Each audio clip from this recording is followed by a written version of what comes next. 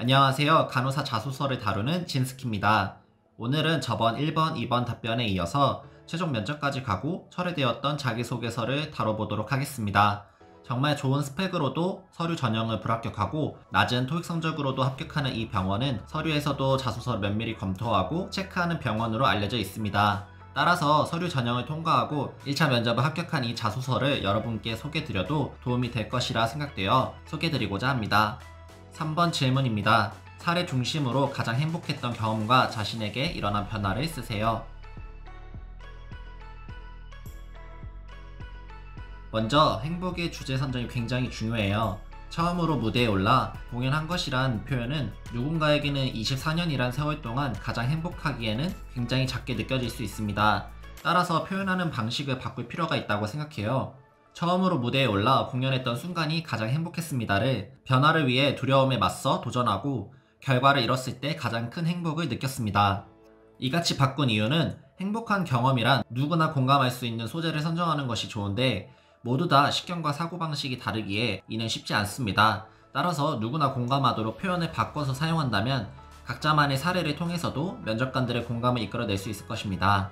먼저 이 글에서는 소극적인 성격의 사람이 적극적인 사람으로 변화를 갖고자 활동적 동아리인 댄스 동아리에 도전을 시도하는 것이고 공동체를 통해 이를 해결해 나간 것이라고 해석했습니다.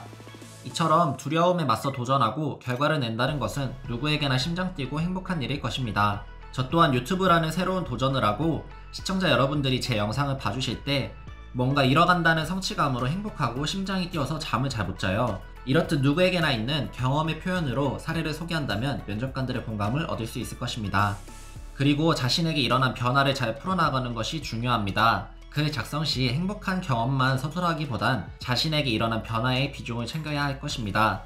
너무 경험에만 몰두할 경우 사례만을 얘기하고 끝낼 수가 있습니다. 이 글에서는 840바이츠를 행복한 경험 사례, 301바이츠를 경험에 따른 배운 점을 드러내고 있어요. 배운 점 및 변화에 좀 더 비중을 주면 좋겠다고 생각되어지네요. 따라서 배운 점들이 현재까지 가치관이 지속되고 장점으로 남아 땡땡땡땡 병원에 이바지할 것이다 라는 식으로 한 번 더 강조해 주도록 하겠습니다.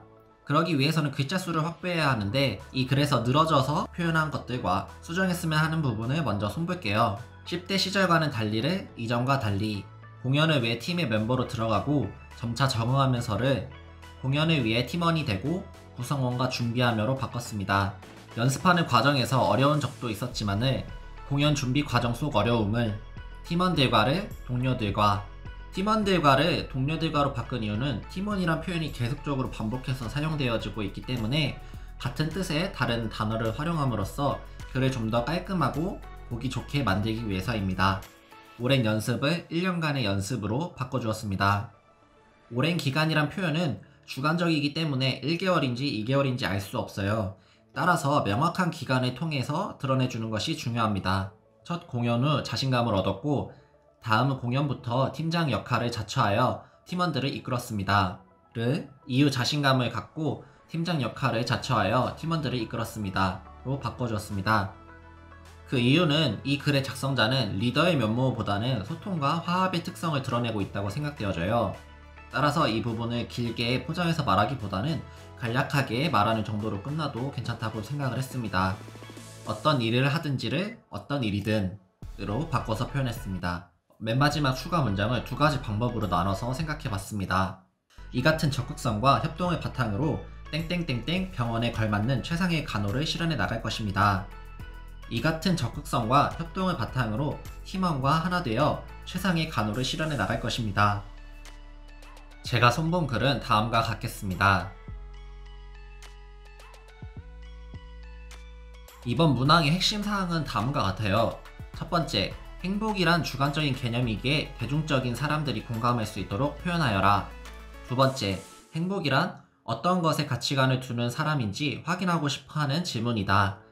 세 번째, 자신에게 일어난 변화를 물어보는 궁극적 목적은 어떤 장점을 병원에서 사용할 수 있는지 확인하고 싶어하는 질문이라고 생각되어지네요. 다음 질문은 지원 동기 및 입사 후 포부를 서술하세요 입니다. 이 글의 좋은 점은 포부를 통해 지금까지 드러내고자 했던 바를 다시 한번 강조함으로써 자신의 개성, 색깔을 잘 드러내고 있어요. 또한 지원 동기에서 국룰이라고 할 수 있는 병원의 미션과 자신의 가치관을 잘 연결하고 있습니다. 아쉬운 점은 자신의 가치관이라고 말했던 전문화된 근거 기반 간호에 대한 언급이 앞의 답변을 통해서 살펴볼 수가 없어요. 흐름에서 조금 벗어난다는 것이 느껴지네요. 제가 이렇게 말씀드리는 이유는 모든 항목에 좋은 말을 중구난방으로 사용하게 된다면 자신이 어떤 사람인지 면접관은 기억하지 못할 것입니다. 그래서 스토리텔링이 필요해요. 즉, 흐름의 통일성이 있어야 면접관이나 자소서를 읽는 사람은 그 사람을 정확히 인식하고 인지할 것입니다. 그래도 이 글은 앞에서부터 공감, 소통의 강점, 색깔을 잘 드러내고 있었기에 병원의 가치와 연결성을 위해 추가한 부분은 어느 정도 괜찮다고 생각되어지네요. 저는 매번 자소서나 면접 답변을 볼 때 일관성이 있는 흐름을 가지고 있는지를 가장 중요하게 봅니다.